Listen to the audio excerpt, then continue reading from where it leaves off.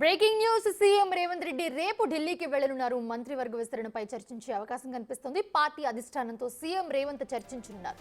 వచ్చే నెలలో కేబినెట్ విస్తరణ ఉంటుందని పార్టీ వర్గాలు చెప్తున్నాయి. గతంలో కేబినెట్ విస్తరణ చేయాలనుకున్నా మహారాష్ట్ర ఎన్నికల తర్వాత చేద్దామని పార్టీ హైకమాండ్ చెప్పినట్లుగా సమాచారం.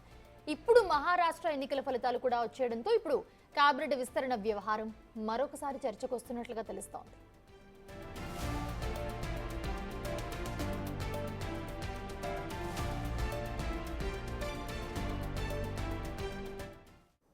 ఇదే అంశానికి సంబంధించి మరిన్ని అప్డేట్స్ మా ప్రతినిధి హరికృష్ణ అందిస్తారు. హరికృష్ణ, ఓటు.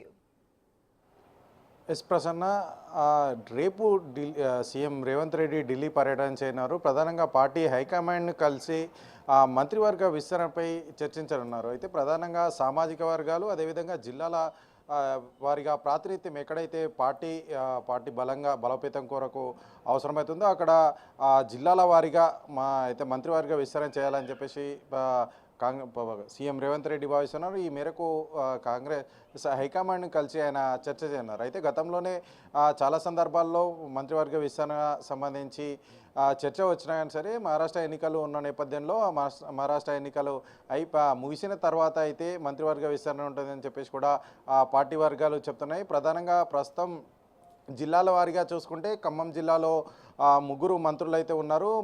డిప్యూటీ సీఎం బట్టి విక్రమార్క, అదేవిధంగా పొంగిలేటి శ్రీనివాసరెడ్డి, తుమ్మల నాగేశ్వరరావు అయితే ఖమ్మం జిల్లా నుంచి ఉన్నారు. అదేవిధంగా ఉమ్మడి నల్గొండ జిల్లా చూసుకుంటే మంత్రి కోమటిరెడ్డి, అదేవిధంగా మంత్రి ఉత్తమ్ కుమార్ రెడ్డి ఉన్నారు. అదేవిధంగా మహబూబ్నగర్ జిల్లా చూసుకుంటే సీఎం రేవంత్ రెడ్డి, అదేవిధంగా జూపల్లి కృష్ణారావు ఉన్నారు. ఉమ్మడి కరీంనగర్ జిల్లా చూసుకుంటే మంత్రి శ్రీధర్ బాబు, అదేవిధంగా పొన్నం ప్రభాకర్ ఉన్నారు. వరంగల్ జిల్లా చూసుకుంటే కొండ సురేఖ, సీతక్క ఉన్నారు. మెదక్ జిల్లా నుంచి చూసుకుంటే మాత్రం దామోదర్ రాజనరసింహ ఉన్నారు. ప్రధానంగా అయితే ప్రాతినిధ్యాలు లేని జిల్లాలు హైదరాబాద్, రంగారెడ్డి, నిజామాబాద్, ఆదిలాబాద్ జిల్లాలో ప్రాతినిధ్యం మంత్రివర్గ విస్తరణకు సంబంధించి ప్రాతినిధ్యం లేదు. అయితే ఈ జిల్లాలకు సంబంధించిన వారికి కూడా అవకాశం కల్పించాలని చెప్పేసి కాంగ్రెస్ పార్టీ భావిస్తుందని తెలుస్తుంది. అదేవిధంగా సామాజిక వర్గాల వారిగా కూడా ప్రాతినిధ్యం కల్పించాలి ఖచ్చితంగా.